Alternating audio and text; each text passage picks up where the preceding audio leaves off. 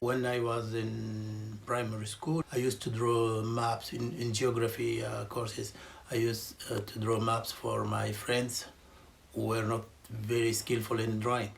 Maps fascinated me very early because I remember I was living in a very small town in the Western Sudan, but maps seemed to me like some sort of a magic window. You see all these places that you may never see in real life. The day I found old maps in the trash of your school, they seemed precious object for me, but they were thrown there for everybody to take.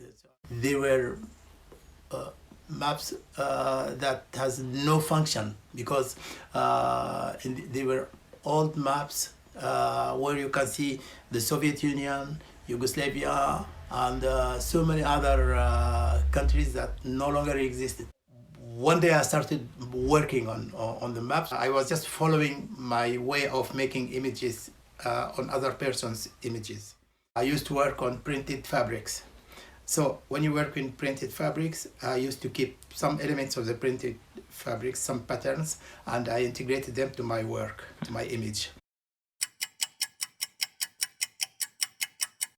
Because visually it seems interesting, and politically it seems even more interesting because maps are not innocent, because they are connected to the political will of in the conflict of interest in the world. The idea of obscenity is that you show something that which is not supposed to be shown, or no, something that cannot be shown. I mean, pornographic images pretend that they are showing the real thing about sexuality. Maps pretend to show the reality of the land, of the world. In the classroom, they show students maps with the image of the earth with lines showing borders, and they pretend that this is the reality, this is the real thing. When you look at the earth from space, you don't see the political lines, the political maps, I mean the borders between countries and all that. When you know that so many people in human history of humanity, so many millions of people got killed because people standing around maps give them order to go and defend this line on the map or to attack this other line on the map.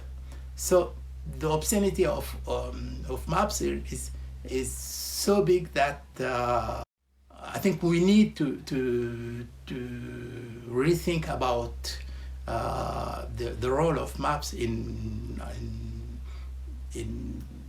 20th century civilization. I mean.